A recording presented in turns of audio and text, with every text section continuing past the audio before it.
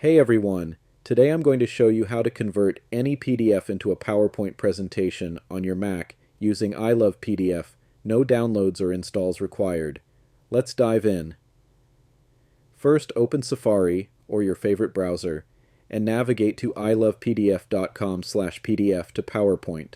I'll leave the link in the description. Once the page loads, click Select PDF File and choose the PDF you want to convert. You'll see a blue progress bar as your file uploads. Feel free to grab a quick coffee while it processes. When the upload finishes, I Love PDF will display a big Convert to PPTX button. Simply click it, and in just a few seconds your PDF will be transformed into a .pptx file. Once the conversion is complete, a Download PowerPoint button will appear. Click it, and your new presentation will save to your Downloads folder.